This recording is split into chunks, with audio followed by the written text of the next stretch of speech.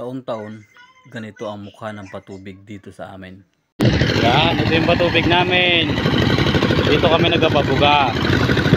Tapos mula dito, sinisiksik naman ito. Papunta doon sa Sibuyasan.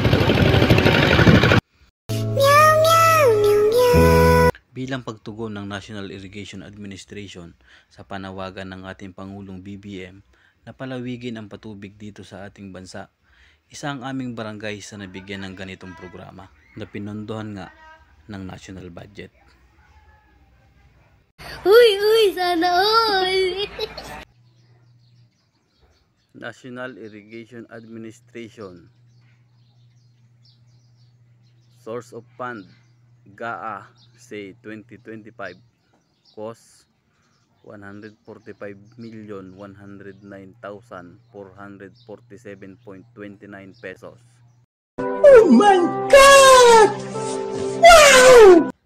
So, isa na namang napakagandang morning mga kamagsasaka.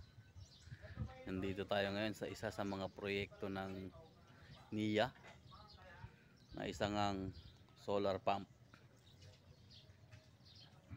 At dito nga po sa bahaging ito itinayo yung ating solar pump. Ito po yung kanyang tubo na may sukat na 10 mm.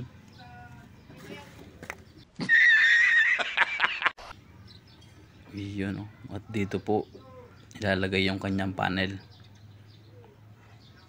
Sabi po nung nakausap ko na gumagawa dito, 36 panel daw po yung ikakabit dito na magpapaandar sa 15 horsepower na submersible solar pump. So yun, malaking tulong po ito sa ating mga magsasaka, lalo na po sa tag-araw kung saan hirap na hirap po talaga kami dito sa aming barangay Mabini sa source po ng tubig. So yun, for today's video, bye bye.